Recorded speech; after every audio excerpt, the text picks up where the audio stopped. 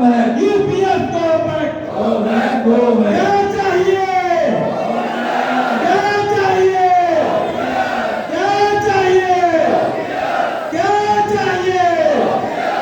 बहुत बहुत धन्यवाद। जय हिंद, जय भारत।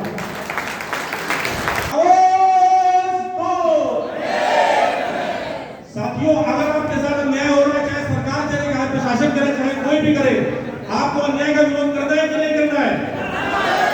लेकिन साथियों, एक कदम पीछे चलिए। आपको अन्याय का विरोध करना है, लेकिन उसके साथ आपको लोगों को भी पहचानना है कि आपके साथ अन्याय कब हो रहा है। अगर सरकार करती है तो आपको सरकार का विरोध करना है, अगर यूनियन करती है तो आपको यूनियन का विरोध करना है। आज भी 20 वर्षों से आंदोलन चल रहा है, यूनियन भी हमारे साथ रही, आगेवा भी हमारे साथ रही, सबने इस आंदोलन को दिल्ली तक पहुंचाया। 5 लाख 7 लाख की भीड़ हमारे साथ, एक अनुशासित जनता हमारे साथ आई, लेकिन उस आंदोलन को दबाने का प्रयास सरकार ने किया, उस आंदोलन को दबाने का प्रयास राष्ट्रीय मीडिया ने किया। हमने उसका जवाब इस लोकतंत्र को मजबूत विपक्ष से देकर के किया है। आज साथियों एक दिन आ गया है कि आपको अपने पूरी तरीके से पुरानी पेंशन बहाली के साथ लगना होगा। हमें एनपीएस का भी विरोध करना है, हमें यूपीएस का भी विरोध करना है, और जो साथी कर्मचारी जो यूनियन यूपीएस को लेकर के आई है, हमको उनका भी विरोध करना है।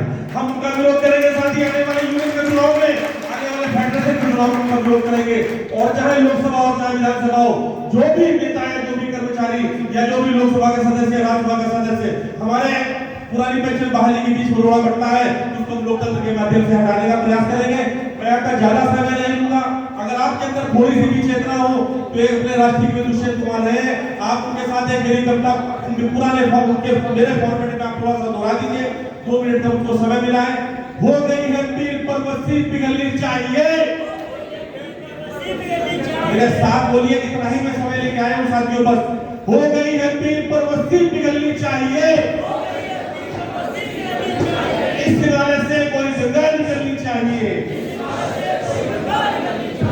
आज ये दीवार पर तो की तरह हिले लगी, शर्त लेकिन ठीक है, बुनियाद हिलनी चाहिए। सिर्फ हंगामा खड़ा करना मेरा मकसद नहीं, मेरी कोशिश है कि ये सूरत बदलनी चाहिए। मेरे सीने में नहीं तो तेरे सीने में सही, हो कहीं भी आग, लेकिन आग चलनी चाहिए। धन्यवाद लापसा का मंच और इनका काम कंप्लीट आपको समय दिया। आदिवासी साथियों का बहुत बहुत धन्यवाद, पासवान जी का बहुत बहुत धन्यवाद। जय हिंद, जय भारत।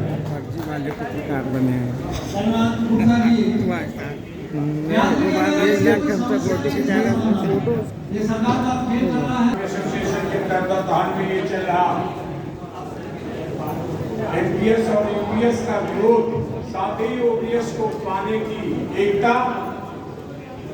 दोस्तों, मैं all India defence employees federation का वाइस प्रेसिडेंट हूं, शिवलाल यादव। जब पिछले दिनों नेशनल काउंसिल की मीटिंग प्रधानमंत्री महोदय ने बुलाई, मेरे फेडरेशन के सेक्रेटरी श्री श्री कुमार जी को, चूंकि वो उसके सदस्य हैं नेशनल काउंसिल के, उन्हें फोन जब आया तो प्रेसिडेंट सेक्रेटरी ने तय किया कि आखिरकार अचानक प्रधानमंत्री के ऑफिस से फोन आना, किस मुद्दे की बैठक को संबोधित करेंगे प्रधानमंत्री। जब ये लोग दिल्ली पहुंचे तो अपने विश्वस्त सूत्रों से ज्ञात किया तो पता चला कि प्रधानमंत्री ने ये मीटिंग एनपीएस में कुछ सुधार करने की प्रक्रिया को आगे बढ़ाने के लिए बुलाई है। दोस्तों, हम डिफेंस के लोगों को इस बात का गर्व है कि हमारे all India defence employees federation का महामंत्री उस बैठक का विरोध किया। काफी साथ प्रधानमंत्री को लिखित तौर से एक दिन पहले ये सूचना दिया कि विषय बिंदु स्पष्ट नहीं है और एनपीएस में किसी सुधार के लिए हम, चाहे प्रधानमंत्री सम्मिलित हो, चाहे देश का राष्ट्रपति सम्मिलित हो, हम उस बैठक में सम्मिलित नहीं होंगे। हमारे फेडरेशन की एक ही मांग है कि हम केवल ओपीएस पाएंगे और ओपीएस के लिए संघर्ष करेंगे।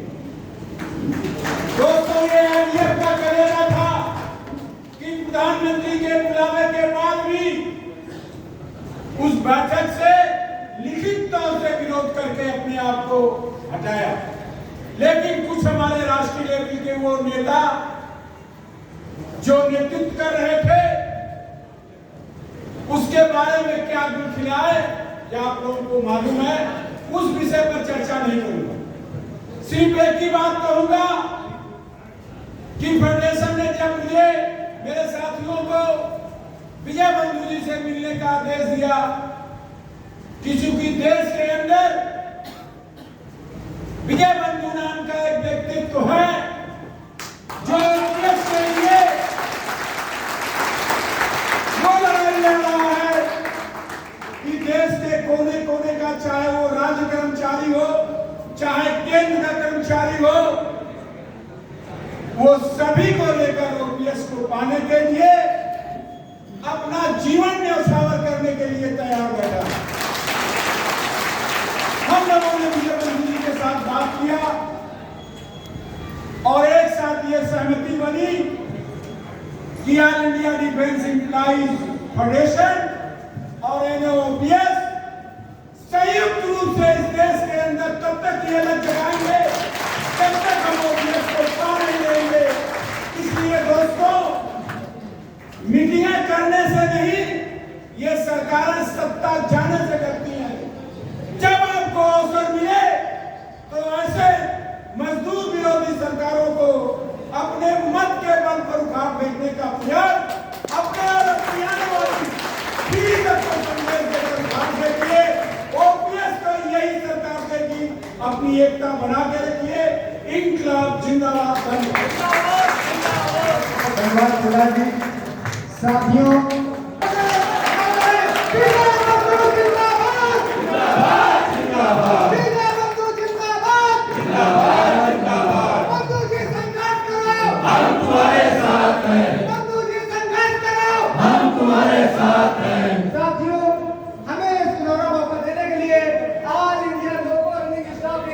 बहुत बहुत धन्यवाद ज्ञापित करते हुए मैं आदरणीय विजय बंधु एनओपीएस के राष्ट्रीय अध्यक्ष, 8वां उत्तर प्रदेश के प्रदेश अध्यक्ष के बीच अपने को हटाते हुए मैं माइक इनको देता हूं और पुनः करकर उनके कार्य में स्वागत करते हुए पेश करते हैं।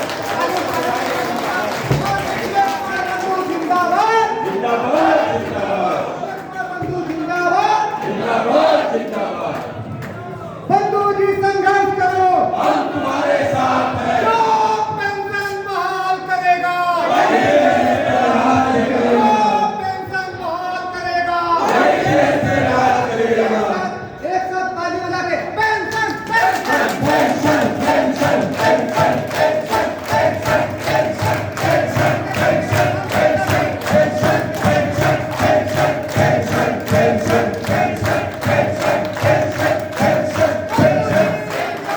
जिंदाबाद जिंदाबाद बंधु जिंदाबाद जिंदाबाद जिंदाबाद। जय युवा जय युवा जय युवा। बहुत बहुत धन्यवाद।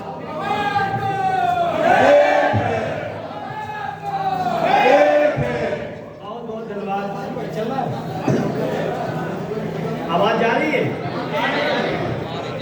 बैठ जाइए, अपनी अपनी जगह सारे लोग बैठ जाए। आप बैठेंगे तो सरकारी, क्योंकि जितने वक्त आए मैं सबसे छोटा हूँ बोल लेंगे, तो इसलिए जुगाड़ आज का जमाना है, इसमें टेक्नोलॉजी अपनाना चाहिए। अब तमाम सारे वक्ता सोच रहे हैं कि ये व्यवस्था पहले क्यों नहीं थी।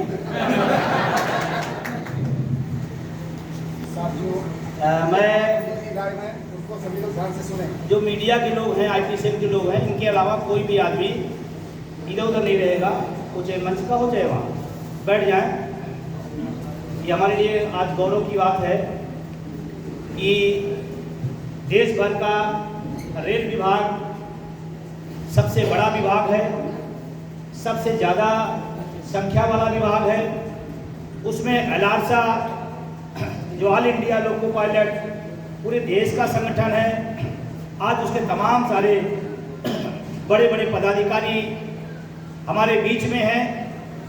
इनका सहयोग तो बहुत पहले समय मिलता रहा, लेकिन संजोग इस तरह का नहीं बना कि हम सब एक साथ बैठ के बात कर पाए। इसलिए आज मैं एलारसा की पूरी टीम को बहुत बहुत शुक्रिया, बहुत बहुत धन्यवाद देता हूँ।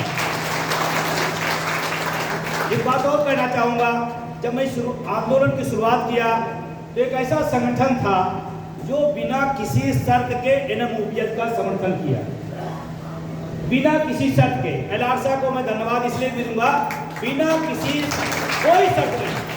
एक ही बात आई कि NMOPS लड़ रहा है, विजय बंधु लड़ रहे हैं, हम आपके साथ हैं। और चाहे भारत के किसी कोने में गया हूँ, किसी कार्यक्रम में गया हूँ, एलारसा वाले जरूर मिले होंगे, 5 मिले 10 मिले, लेकिन मिले। इनका विशेष शुक्रिया। और अभी दिल्ली की जो रैली हुई थी, चाहे लोको पायलट हों, चाहे वो TT हों, या तमाम रेल के और सारे विभाग हों, उस रैली को सफल करने में रेल का बहुत बड़ा योगदान था, बहुत बड़ा योगदान। हमारे पास फोन आया जिले से कि सर हम लोग टिकट नहीं हो पाया है, सीटें फुल हैं, लेकिन मन भी मन नहीं रहा दिल्ली ना जाऊं मैं, टिकट भी नहीं है और दिल्ली जाने का मन भी है, तो क्या करें। तो हमारे साथ उस समय TT संगत के जो लोग थे उनसे मैंने फ़ोन किया, हमने भाई ऐसी मुसीबत है, क्या किया जाए। तो उन्होंने कहा कि हमारा काम होता है टिकट चेक करना और हम इसी काम पे लगे होते हैं, लेकिन 1 अक्टूबर को हम लोग इसलिए लगे हैं कि कोई छूटने न पाए।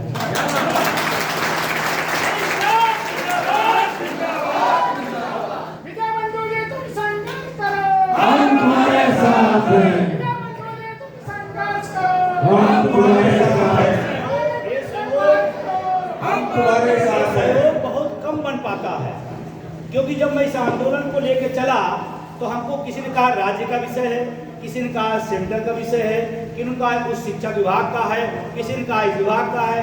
पेंशन किस विभाग का है मामला? सभी विभाग का है। पेंशन किस विभाग का मामला है?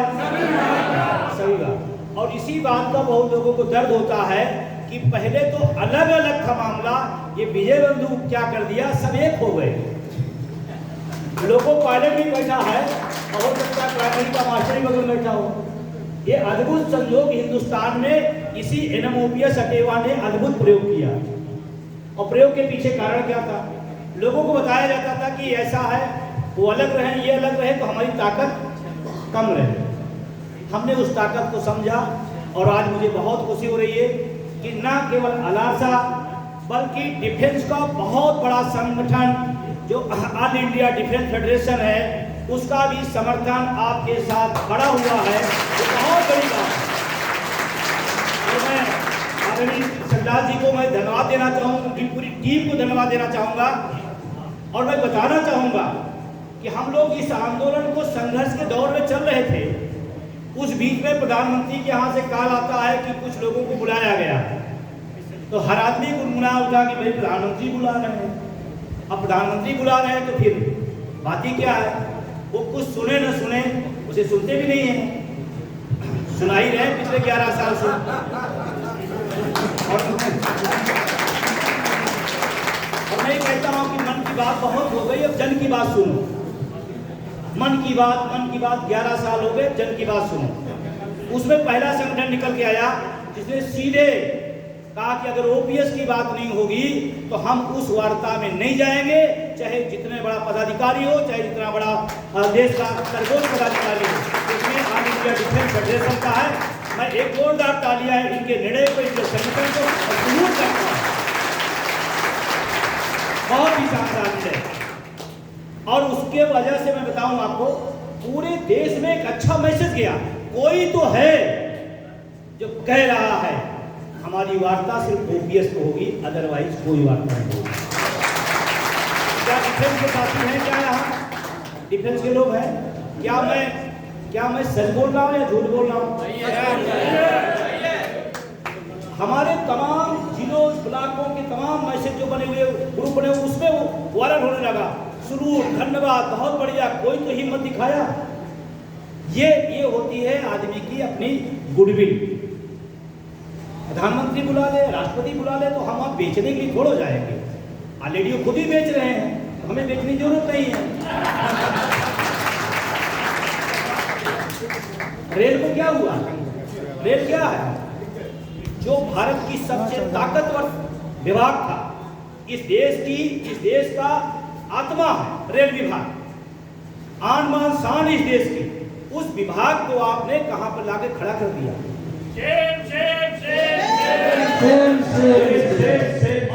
खड़ा करने में सिर्फ सहयोग सरकार का ही नहीं योगदान है,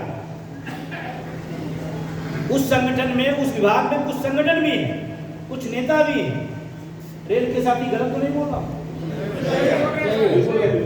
वो अकेले नहीं, उसमें रेल के बहुत बड़े ताकतवर संगठन और ताकतवर लोग हैं, और रेल की आज स्थिति पैदा हुई। मैं नागपुर गया था डिफेंस के साथी, अभी कुछ आए भी थे, एक बार मैं प्रोग्राम किया डिफेंस में नागपुर में। नागपुर समझ ही रहे हैं, समझदार हैं आप। तो वहां बताया गया, मुझे तो जानकारी दी गई कि हम जो हमारे यहाँ सामान बनता है अपने देश की रक्षा के लिए, गोला बारूद, हम उसको कम कीमत में ज्यादा बेहतर बनाते हैं, लेकिन सरकार कह रही नहीं, इसको नहीं, हम कंपनियों से हायर करेंगे ज्यादा दाम। गलत तो नहीं, हमारी ज्यादा जानकारी नहीं है, लेकिन वो जो लोग बताए, हम ज्यादा दाम पर सामान खरीदेंगे, वो उतने क्वालिटी में भी अच्छा नहीं होगा। आप कल्पना करो, मेरी बात को बहुत गंभीरता समझना, क्या ये देश के साथ मजाक नहीं है? कोई कंपनी अगर कंपनी है, कंपनी सिर्फ प्रॉफिट देखती है। हमारे रक्षा क्षेत्र में उत्पादन इकाइयां इतनी शानदार हैं, अच्छी हैं, हम उसके माल को ना लेकर के दूसर बाहर से हायर करके, वो कल्पना करो कंपनी क्या सोचेगी? वो सुरक्षा सोचेगी, अपना प्रॉफिट सोचेगी। इसका पहला काम प्रॉफिट होगा, सुरक्षा नहीं। लेकिन डिफेंस में बनी हुई चीज का एक एक कर्मचारी चपरासी भी होगा, वो अपनी देश के लिए, आन बान शान के लिए सुरक्षा को पहले करती है। बेचा गया और उसके बाद एक नाम दे दिया जाता है, एक नारा लगा दिया जाता है, राष्ट्रगान बजा दिया जाता है। राष्ट्रगान बजाना, भारत माता की जय ही बोलना राष्ट्रभक्ति नहीं है। बॉर्डर के लिए हमने सुरक्षा उत्पादन इकाइयां बेहतर माल दे रहे हैं, ये भी हमारे समाज का है। मैं आपका विभाग को और पूरे संगठन को धन्यवाद। और अभी आपने फैसला किया है कि NMOPS का हम लोग इस पुरानी पेंशन के विषय पर पूरा सहयोग और समर्थन जितना जिस तरह बनेगा हम देंगे, हम उसके लिए शुक्रिया अदा करते हैं। हम तुम्हारे साथ हैं। कानपुर डिफेंस साथी कई बार हमारा कार्यक्रम चाह रहे थे, एक बार बन भी गया था, संजोगन फिर वो सेट नहीं हो पाया तो मैं आ नहीं पाया, और वहाँ लोकल कुछ दिक्कतें थी, बताई गई कि विजय बंधु डिफेंस के एरिया में प्रवेश का वर्जित है। अरे भाई, मैं कोई आतंकवादी हूँ, किसी देश का नागरिक हूँ, और जितनी देशभक्ति आप में है उससे ज़्यादा रखता हूँ। देश का निर्माता हूँ, देश का भाग्य विधाता हूँ, और एक शिक्षक की भूमिका देश के निर्माण में सबसे बड़ी होती है। फिर भी मनाही की गई। हम क्योंकि नियम कानून को पसंद करते हैं, हम संविधान की भाषा को, उसकी परिभाषा को समझते हैं और जानते और मानते हैं, इसलिए हम उस कार्यक्रम में नहीं आ पाए। लेकिन आने वाले टाइम में जब भी डिफेंस के लोग बुलाएंगे, देश के किसी कोने में हम आएंगे।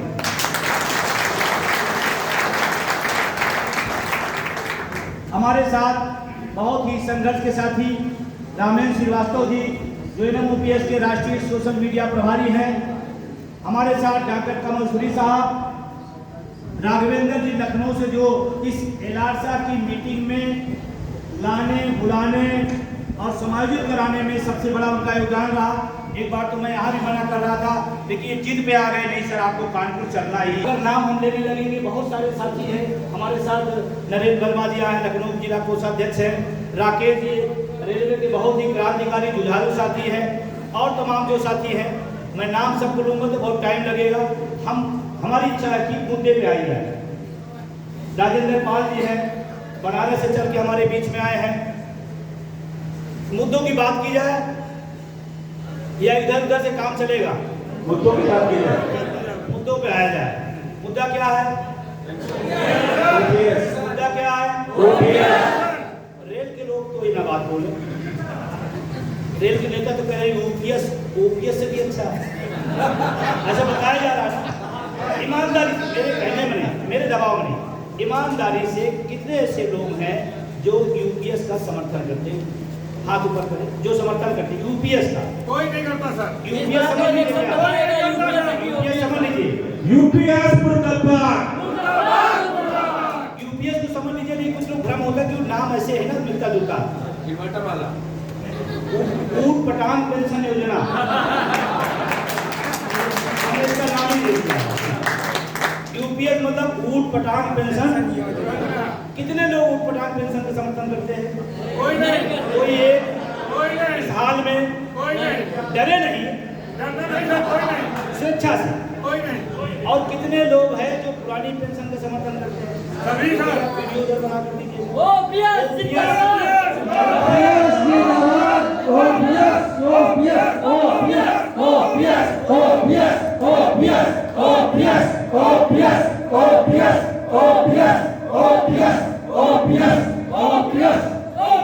धन्यवाद। ये है जनता का मैंडेट, ये जनमत संग्रह है।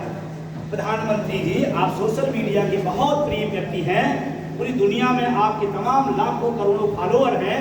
एक बार आप अपने सोशल मीडिया से डाल दीजिए यूपीएस, एनपीएस या ओपीएस, किसी कमेटी की जरूरत नहीं है, किसी सर्वे की जरूरत नहीं है, किसी आंता मानता प्राप्त किसी संगठन से पूछने की जरूरत नहीं है।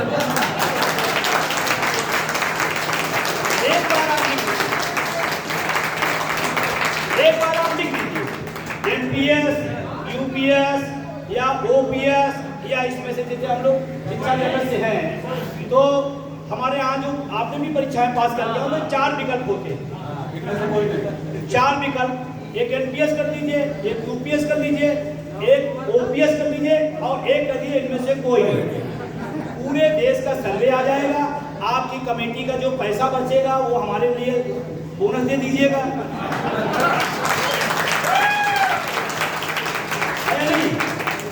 और सिंपल है, बहुत सिंपल। सोशल मीडिया नेट के जमाने में बहुत आसान है, बहुत आसान। एक कंपनी ने भी किया सर्वे, सुनील जी, एक कंपनी ने भी सर्वे किया इसी पर। प्रश्न मेरे थे, सर्वे उसने किया, उसमें 99% लोगों ने यूपीएस के पक्ष में कहा। 1% जो बचा उसने कहा मुझे पता। इसका मतलब 100 हो गए, इसका मतलब 100। और जो पूरा देश 100% पुरानी पेंशन मांग रहा है, उस दौर में आप ऊट पटांग पेंशन योजना जबरदस्ती क्यों थोप रहे हो? अब इसके पीछे का जो खेल है, बातें नहीं करी भाई मंच पर प्लीज। जो ज्यादा बातें करेगा उसको यूपीएस दिला दिया जाए।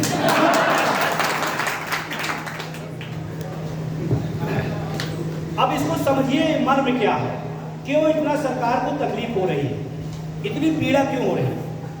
रेल का कर्मचारी किसका काम करता है? देश का। डिफेंस का आदमी किसका काम करता है? शिक्षक भी है, किसका काम करता है? देश का। और आप अगर बुढ़ापे की लाठी उसको देंगे तो देश के ही तो काम आ रहा है। एक नया फार्मूला लगाया, देश के लिए छोड़ दीजिए, देश हित में। प्रधानमंत्री जी अपनी सारी सुविधाएं आप छोड़ दीजिए। मैं कानपुर में ऐलान करता हूं, मैं डिमांड नहीं करूंगा। देश हित में आप भी तो छोड़िए, आप देश हित में कुछ नहीं छोड़ोगे बल्कि और ज्यादा बनाओगे और हमको देशभक्ति सिखा रहे हो। देश हित में हमसे सिलेंडर छोड़वाया गया, एक बार कह दो नेता ओपीएस और भत्ता छोड़ दो, वहां आपकी बात नहीं हो रही है, बात समझ में आने नहीं आ रही। लेकिन समस्या क्या है, हम जिस मूल पे आना चाहते हैं, मैं कह रहा था ये मामला, क्योंकि सांसद, विधायक, मंत्री वो एक अलग कैटेगरी है, उसमें सुविधाओं पर कोई चोट ना आने पाए। देखिए यहाँ जो बैठा व्यक्ति है, गरीब, गुरबा, किसान, कमेरा वर्ग, दुकानदार का बेटा बेटी है, उनके बच्चे हैं, इसलिए उनका हक मारा जा रहा है और उसके बाद आप सुन नहीं रहे हो। असली लड़ाई यहाँ। और मैं दावे के साथ कह सकता हूँ, मैं दावे के साथ कह सकता हूँ लोअर मिडिल क्लास का जो सबसे बड़ा सपना, आप किसी से पूछ लीजिएगा, मेरी बात विश्वास करिए, आप जाइए गांव में, आप उससे पूछो गार्जियन से, आप अपने बच्चे को क्यों पढ़ा रहे हो, 99% जवाब आएगा कि बच्चा पढ़ लिख लेगा, सरकारी जॉब मिल जाएगा, आगे का भविष्य आएगा। 99% आदमी बोलेगा। इसका मतलब जो सबसे निम्न और मध्यवर्गीय परिवार है उसका सपना सरकारी नौकरी है, और आप सरकारी नौकरी को खत्म कर रहे हो, उसकी सामाजिक सुरक्षा खत्म कर रहे हो। इसका मतलब इस देश के 90% जो आबादी है उसको आप खत्म करना चाहते हो, और इसीलिए लड़ाई है। हमारा भाई अग्निवीर बनेगा, किसी का बेटा बीसीसीआई का सचिव बनेगा,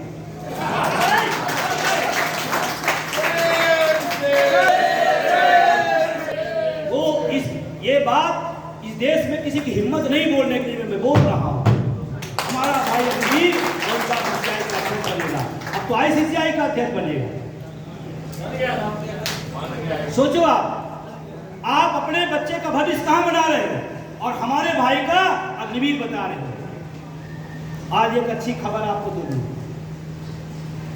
आज हम लोग यहाँ मीटिंग कर रहे हैं कानपुर में।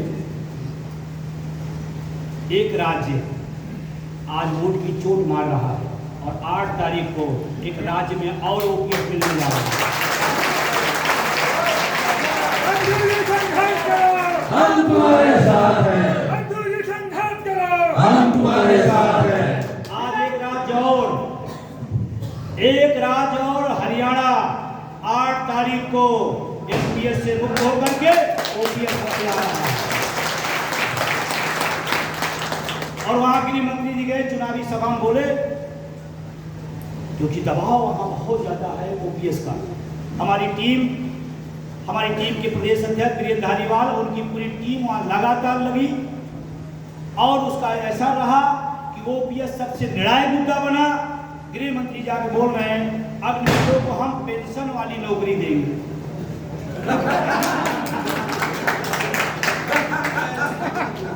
आप सही में हंस रहे हैं कि मतलब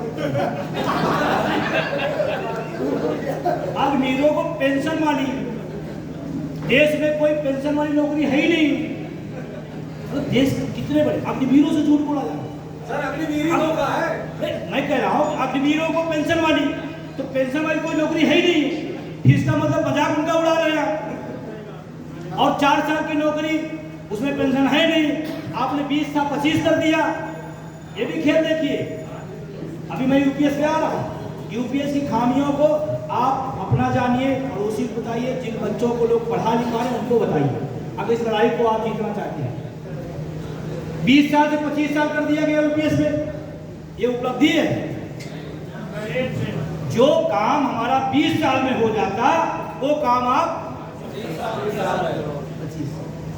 और एक श्रीमान जी हैं वो कह रहे पहले 35 थी, हमने 25 करा दी। किसने सुना था 35? मैं तो अपनी लाइफ नहीं सुना था 35। हो सकता पहले रहा हो, मुझे नहीं पता, लेकिन 35 तो हमने कभी नहीं सुना। जो भी रहा, मैं अपनी लाइफ में नहीं सुना था। और वो बता रहे 35 थी 25 करा दिया, 20 थी 25 हो गई। उटपटांग पेंशन योजना ऐसे नहीं बोला जा रहा है। उसके बाद एक लाइन बनाई गई, और ये सरकार हेडलाइन बनाने में बहुत उस्ताद है। किसी को तकलीफ हो तो मुझे तकलीफ नहीं होगी, क्योंकि मैं सीधी बात बोलूंगा। उसका मर्म क्या है, उसका दर्द क्या है, उसका इलाज क्या है, मैं तीनों बताऊंगा। आपको मानना हो मानिए, नहीं विजय बंधु मुर्दाबाद चले जाइए, उससे कोई असर नहीं पड़ेगा। आपको सुनिए, यूपीएस में एक हेडलाइन बनाई गई कि लास्ट वेतन का 50% औसत का 12 महीने के औसत का बेसिक का 50%, एक हेडलाइन बनी। तो औसत हो गया पीछे, लास्ट वेतन का 50% सिक्योरिटी। अब आदमी पागल हुए घूम रहा, यार बंधु जी आप तो बहुत बेकार आदमी है, आप विरोध करो, उसको 50% दे दिया। अगर ठीक से लाइन पढ़ो, जैसे सिगरेट में मोटा सिगरेट लिखा रहेगा, कंपनी का नाम लिखा रहेगा, लेकिन जो कंडीशन होगी, लेकिन आप पतला लिखेंगे कि वो पढ़ नहीं पाओगे। और उसमें लिखा रहता है पियोगे तो मरोगे, लेकिन इतना पतला लिखते हैं कि वो जा ही नहीं पाएंगे। तो यूपीएस में भी हेडिंग हो गई लास्ट वेतन का 50%, नीचे कंडीशन औसत का, बेसिक का। अब औसत निकालो आप, हो गया काम, हो गया ना काम। अब आप सोचो इसके नाम पर क्या किया गया मुझसे साथ, उसके साथ क्या हुआ, इस हेडिंग को चला करके 10% पैसा हमारा कब कर लिया, 10% पैसा। या कोई गणित का टीचर है क्या भाई नीरज जी, कोई गणित वाला है, कोई गणित का टीचर है क्या? इतनी गणित सब लगा लेते हैं, इतनी सब लगा। चलिए एक छोटा मोटा नहीं, एक आदमी अगर आज सरकारी नौकरी में भर्ती हो तो उसकी तनख्वाह चपरासी भी होगा तो 30,000, बताओ मोटा 30,000 का बेसिक बीए कम ज्यादा मान लीजिए, मोटा आंकड़ा है, उसका कितना हुआ 3,000, 10%। उसने 40 साल नौकरी की, 40 साल, एक साल में अगर एक महीने में 3,000 हो जाए तो साल भर का 3,60,000, 3,60,000 एक साल का, 3,60,000 गुणे 40, 15 से 18 लाख। इंक्रीमेंट और डीए भी तो उसके अभी तो बेस बता रहा है, अभी बेस अगर बेस जोड़े तो 15 से 18 लाख, 15 लाख रुपए। और उसमें जो अभी आपने कहा कि वो डीए जुड़ेगा, इंक्रीमेंट जुड़ेगा, वो ज्यादा हो जाएगा। हम न्यूनतम देख सकते हैं, जैसे कोई काट ना पाए गृह मंत्री जी, वित्त मंत्री जी, 15 लाख रुपए, 15 लाख रुपए ये उसका मूल। और अगर यही पैसा ले जाके मार्केट में हर महीने 40 साल 3-3 हजार रुपए जमा करे तो कम से कम 70-80 लाख SIP मिलेगी। और ये आपका 3,000 नहीं रहेगा, तनख्वाह बढ़ेगी 10% फिर बढ़ जाएगा, बढ़ता रहेगा। हम 3 को मोटा कम से कम 70-80 लाख रुपए अगर आप प्राइवेट मार्केट में चले जाइए, SIP डाल दो, 40 साल, बहुत पैसा होता है। और आप इतना बड़ा पैसा रख करके आप हमको कह रहे हो लास्ट वेतन के 6 महीने का वेतन आपको दिया जाए, कितना, मान लीजिए 1 लाख हो गया उस चपरासी का, तो 6 महीने कितना हुआ, 6 लाख रुपए ले करके 60-70 लाख का रुपए हिसाब हमारा ले करके, और फिर कह रहे हो आप ताली बजाओ, हमने कितना बढ़िया काम किया है। एक डिबेट में हमसे पूछा गया, इसी बात पर पूछा गया, एक आज तक की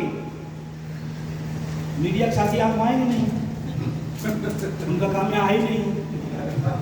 मैं नहीं कह रहा हूं, किसी साथी ने भेजा था मेरे पास कि इतना झूठा चैनल हमने आज तक नहीं देखा। नाम नहीं ले रहे, हमने कोई नाम नहीं लिया, हमने बिल्कुल नाम नहीं लिया, है ना। तो उस पर हमसे पूछा गया कि यूपीएससी कोई तो तारीफ होगी, आप ही विरोध करे जा रहे हैं, विजय बंधु विरोध किए जा रहे हैं, कोई तो खूबी होगी। तो हमने कहा है, 3-4 बार पूछा गया, जवाब देना जरूरी है। तो हमने दिया, हमने कहा हाँ, पहले 14% सरकार देती थी, अब 4.5% बढ़ा दी है, अब 18.5% कर दी है। 4.5% आम जनता के टैक्स का पैसा मेरे नाम पर लेकर के उद्योगपतियों की दिया गया। अच्छा, 18.5% आप 20 कर दो, 25 कर दो, 30 कर दो, हमको जब मिलना ही नहीं है, हमें जब मिलना ही नहीं है तो आप 30-35 करो। आप बल्कि उसके नाम पर हमारा 10 अलग ले लिया, 10% पैसा हमारा, 18-20 तो आपने हमको देने नहीं। यूपीएस को आप थोड़ा समझिए, और ये बहुत बड़ा खेला है, और इस खेल में सरकार पसंद संगठन शामिल हैं। अगर कोई व्यक्ति यूपीएस की तारीफ करता है तो समझ लेना वो आपका दुश्मन है, कोई भी। और हमको आपको कभी लगता था ना 2004 में जब PSI अगर मैं होता तो ऐसा कर देता, मैं ऐसा कर देता। आज कहिए, आज आपके सामने उससे भी ज्यादा बड़ा घोटाला यूपीएस के नाम पर, आपको लड़ना पड़ेगा, आपको कहना पड़ेगा, आपको बोलना पड़ेगा। 4 में नहीं थे हम ना, देखिए 24 में हम हैं, तो बोलना पड़ेगा, बोलेंगे बिल्कुल। वो तो हमारे क्षेत्रीय अध्यक्ष हैं, उन्होंने नाम दिखाई दिए, हम हिम्मत नहीं कर पा रहे। तो जूनियर हमारे पदाधिकारी हैं, उन्होंने ऐसा कर दिया कि नहीं नहीं यूपीएस की तारीफ करो। तो आपसे ज्यादा कायर कोई है नहीं। जब आपका हक मारा जाए और आप बोल न पाओ, आपका हक मारा जाए और आप बोल न पाओ, इससे ज्यादा कायरता क्या हो सकती है।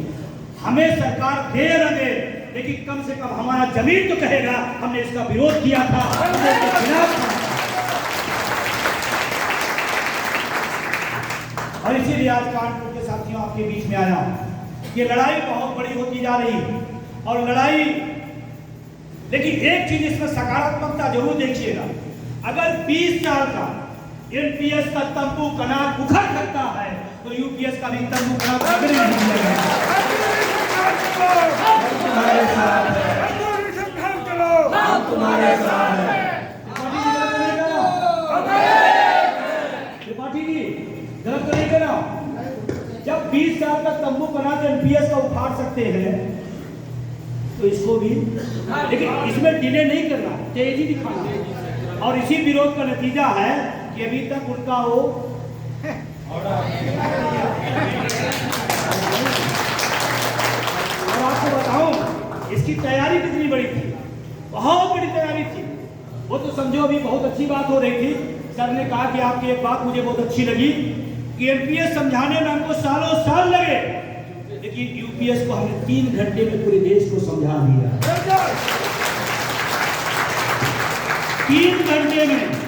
3 घंटे में पूरा देश समझ गया एनपीएस घोटाला है तो यूपीएस महाघोटाला है। और अब आप समझ गए हैं इस लड़ाई को आगे बढ़ाना। लड़ाई कैसे जीतेंगे? साल भर आप ओपीएस जिंदाबाद, ओपीएस जिंदाबाद, जब आपको मतदान देने आए तो आपका कुछ और नशा चढ़ने लगे। हम इसके खिलाफ हैं। अगर विरोध है तो है, समर्थन है तो है, दोहरी बात नहीं। और लोग कहते हैं आप एक पार्टी के सत्तारूढ़ दल के आप विरोधी हैं, गलत बात। हम विरोधी नहीं हैं, वो हमारे मुद्दे के विरोधी हैं। हमारे मुद्दे के विरोधी, हम उनके विरोधी नहीं। प्रधानमंत्री जी आज ओपीएस लागू कर दे, सबसे पहली माला हम लोग पहनाने चले। गलत तो नहीं करा? बलबीर जी बताइए हमें क्या, हमें तो ओपीएस चाहिए। ये दे वो दे वो दे, हमसे उससे कोई लेना देना नहीं, हमें चाहिए। आप विरोध करोगे तो आपका विरोध होगा, जो समर्थन करेगा उसका समर्थन होगा।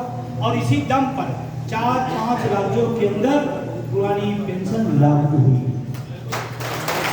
कोई माने न माने, चाहे कोई स्टेट का मामला, सेंट्रल मामला, लेकिन मैं ये बात कहता हूं अगर 4-5 राज्यों के अंदर लागू हुई तो देश के लोगों को उत्साह मिला, उनको ताकत मिली, हिम्मत मिली कि हाँ किया जा सकता है। यस या नो? और 5वां राज्य 8 अक्टूबर को फाइनल।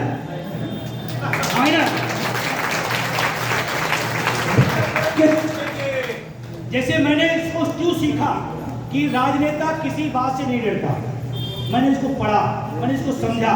धरना प्रदर्शन, भूख हड़ताल, हंगर स्ट्राइक, वो आज का जो राजनेता है वो संवेदनहीन हो गया, वो डरता ही नहीं। तो फिर हमने उसका रास्ता निकाला कि जिससे डरते हैं वही काम किया जाए। तो नेता सबसे ज्यादा हार से डरता है। जैसे अभी रेलवे का एक चुनाव आने वाला है,